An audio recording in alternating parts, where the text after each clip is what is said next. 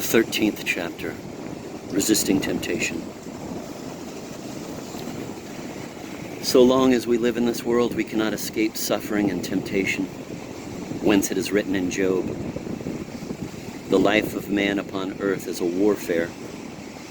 Everyone therefore must guard against temptation and must watch in prayer, lest the devil, who never sleeps but goes about seeking whom he may devour, find occasion to deceive him. No one is so perfect or so holy, but he is sometimes tempted. Man cannot be altogether free from temptation."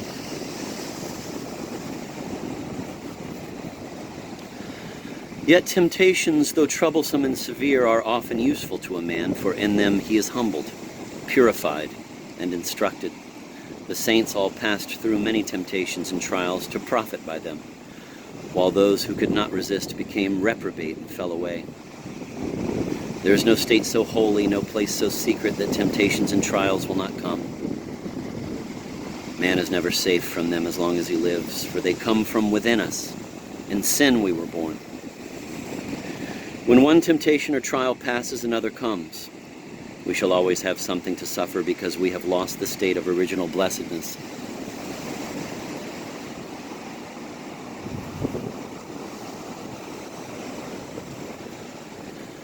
Many people try to escape temptations only to fall more deeply. We cannot conquer simply by fleeing, but by patience and true humility we become stronger than all our enemies. The man who only shuns temptations outwardly and does not uproot them will make little progress. Indeed, they will quickly return, more violent than before.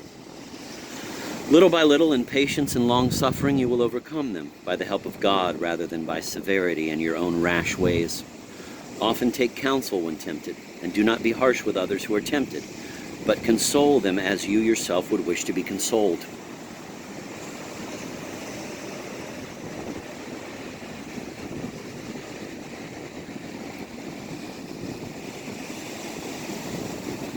The beginning of all temptation lies in a wavering mind and little trust in God. For as a rudderless ship is driven hither and yon by waves, so a careless and irresolute man is tempted in many ways.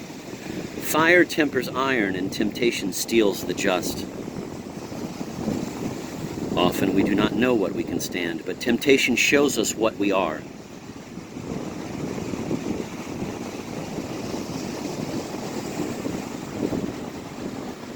Above all, we must be especially alert against the beginnings of temptation, for the enemy is more easily conquered if he is refused admittance to the mind and is met beyond the threshold when he knocks.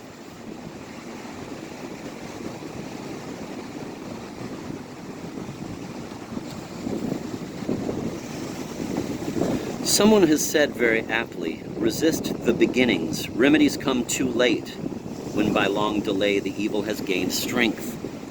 First, a mere thought comes to mind, then strong imagination, followed by pleasure, evil delight, and consent. Thus, because he is not resisted in the beginning, Satan gains full entry.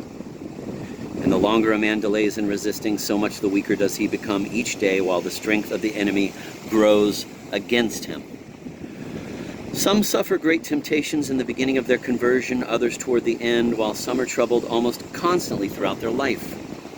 Others again are tempted but lightly according to the wisdom and justice of divine providence, who weighs the status and merit of each and prepares all for the salvation of his elect.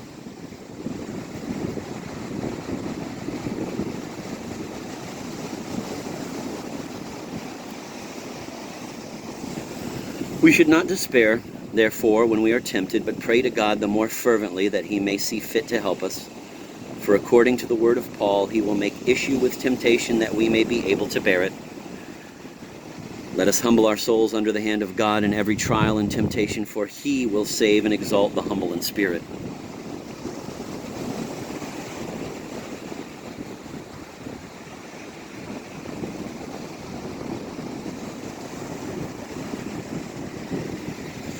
In temptations and trials, the progress of a man is measured. In them, opportunity for merit and virtue is made more manifest. When a man is not troubled, it is not hard for him to be fervent and devout.